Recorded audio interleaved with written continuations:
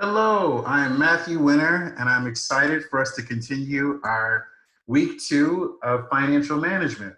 We're in our capital budgeting section of the course. And as always, to provide a background, what we're intending to do is to go through the lecture. Towards the end of the lecture, you'll see example problems. You should pause the video, work out the example problems, and then consult the solutions that are posted on Blackboard. So let's jump right in. We're going to focus a lot on managers today, and good background reading is chapter 13, which focuses on corporate governance. The second part of our lecture will focus on the market, specifically under what conditions are financial assets priced correctly. Good reading for that would be chapter 6, which focuses on risk and return.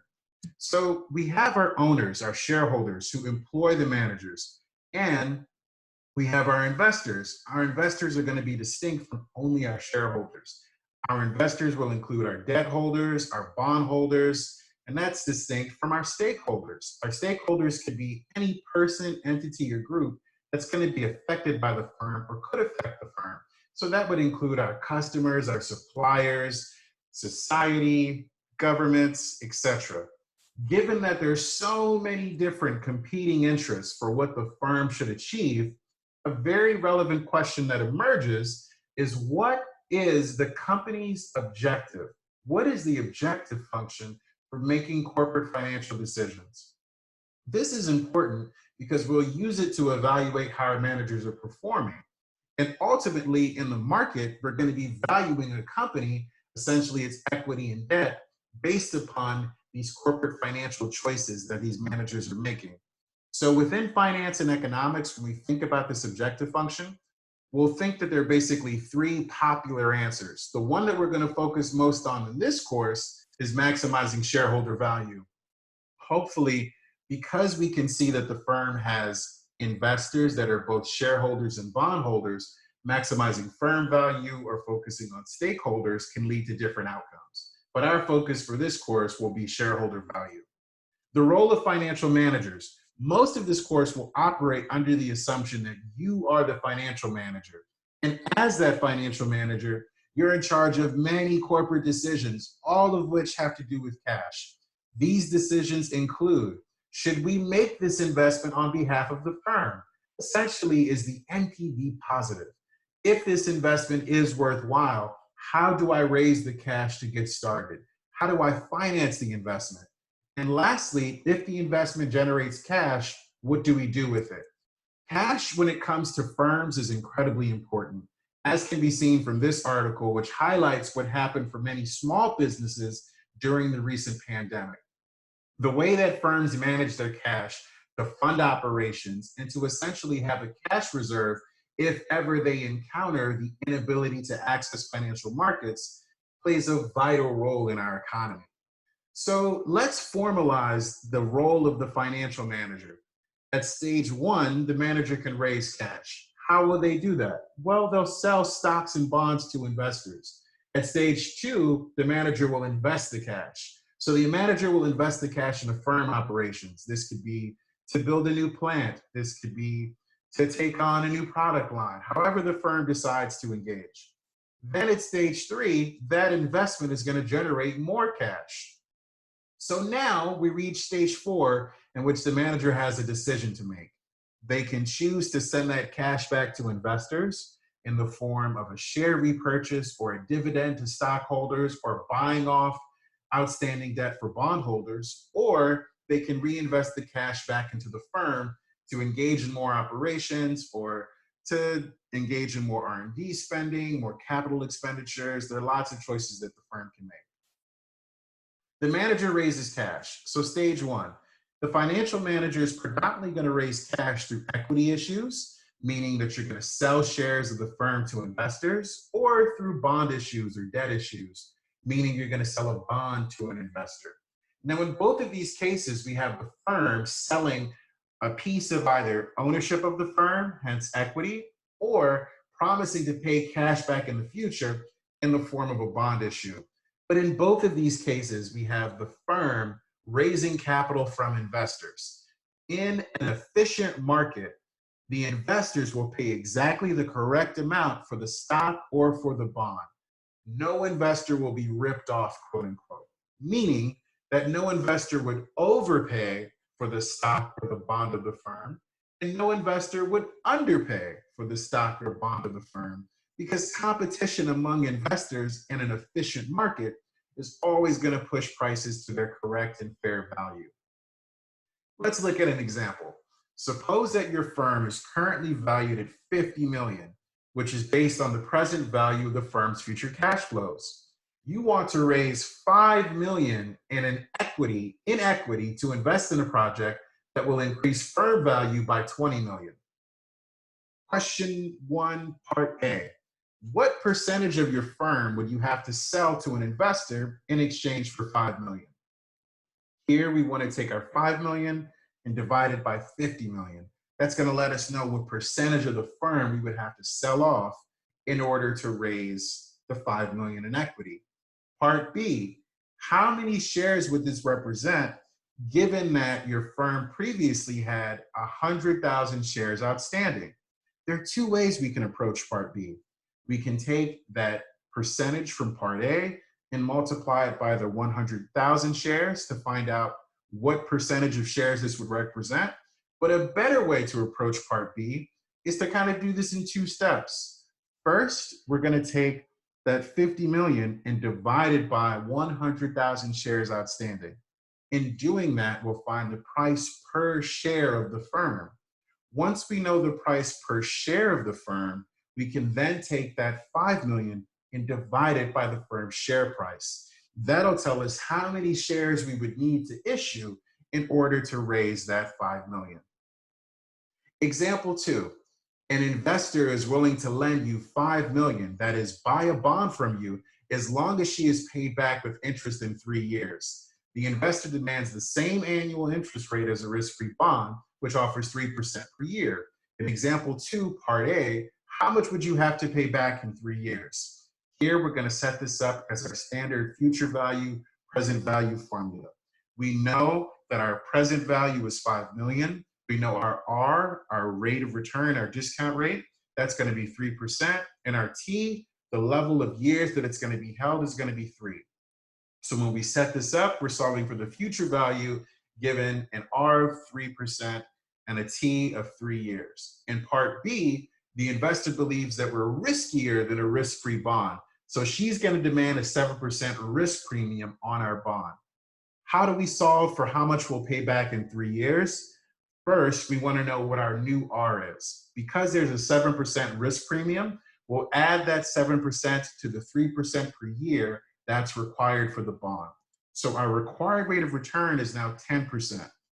Given that 10%, we're then going to solve for our future value just like we did in part A. And what you'll notice as you do the math is that in part B, you're paying back considerably more than you are paying back in part A. And hopefully that feels intuitive. When there's a risk premium, the investor is requiring even more compensation for lending you the same amount of money. What does that mean in real life? It means you're going to pay back more to borrow the same amount. And hopefully you'll see that when you do this problem. Stage 2, the manager invests the cash. Your intro finance course likely focused a lot on NPV. And we know that financial managers are going to always be looking for profitable investment opportunities and then trying to figure out how to fund them. So let's look at an example. Suppose that the manager wants to raise 5 million to invest in a project that would provide 3 million per year for the next 3 years. Assume that the firm's cost of capital is 10%. What is the NPV of this project? What we're going to do is set this up as a timeline. So at time 0, you have a negative cash flow of 5 million. Then in year 1, 2, and 3, each year you get 3 million. We want to take the present value of those future cash flows, the 3 million in each year. We want to add that up to the 5 million that we spend, plus the discounted 3 million for each year, and that's going to be our NPV. Hopefully, what we'll find is that the NPV of this project is positive. In part B, suppose that the project has a disposal cost of 3.5 million at the end of year 3. What is the new NPV?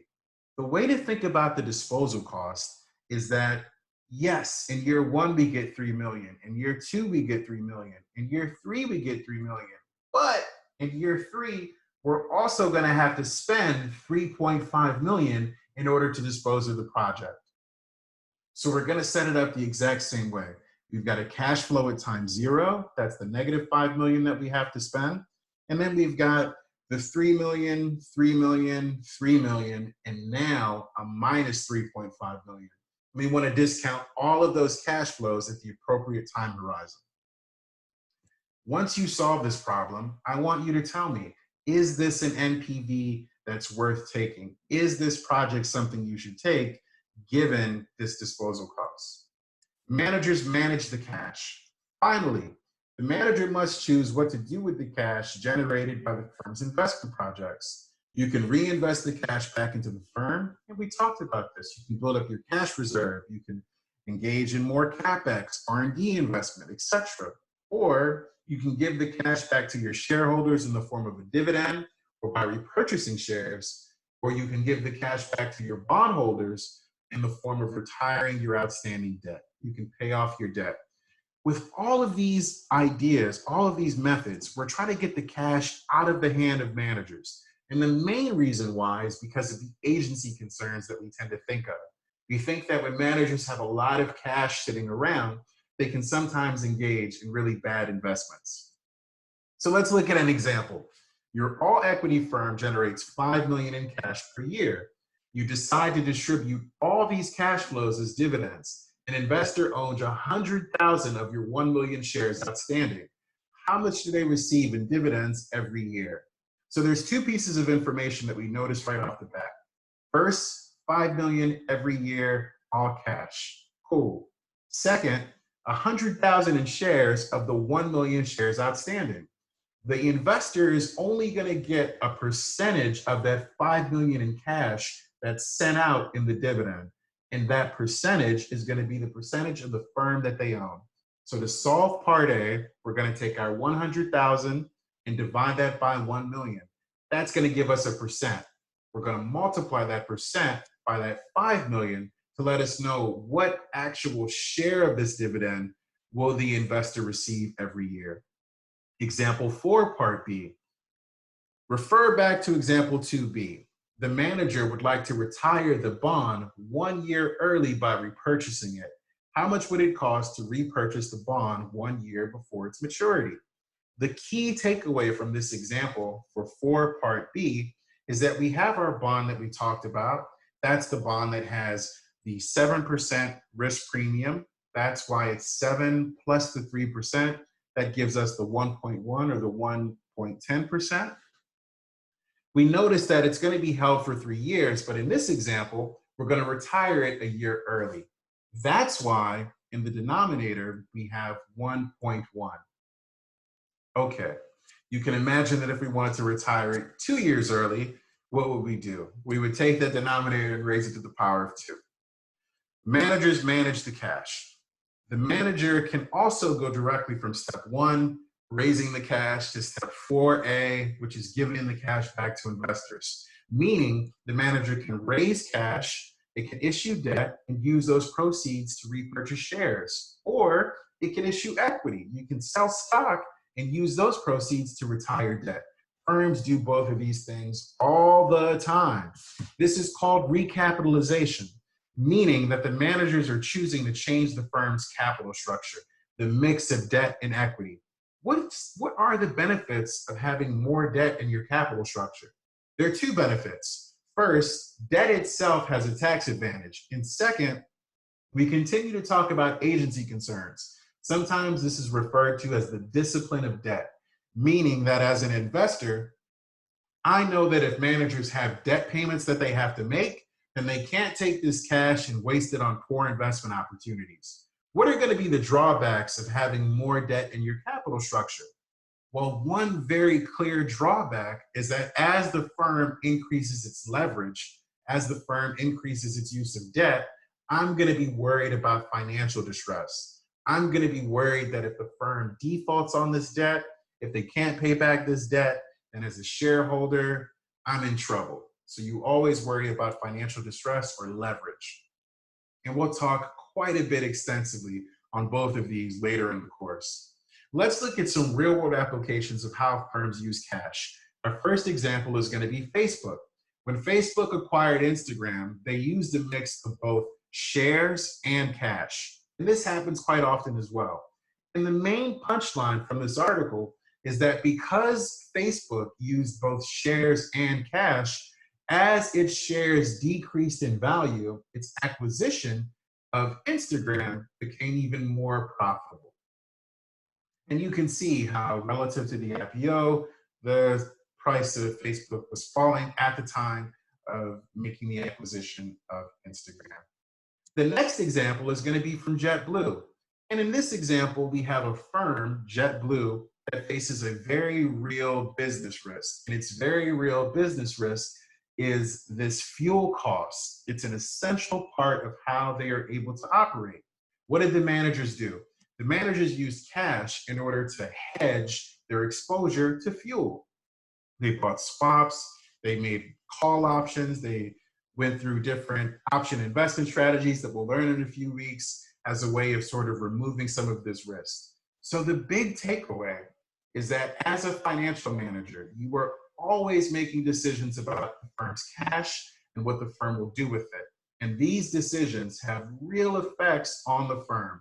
We said that you're raising cash, you're deciding how to invest this cash, and then you're deciding what to do with this cash that you have. Do you put it back into the firm? Do you give it back to shareholders? Our next part of this lecture will focus on the efficient market and specifically conditions under which stocks and financial assets will be priced correctly.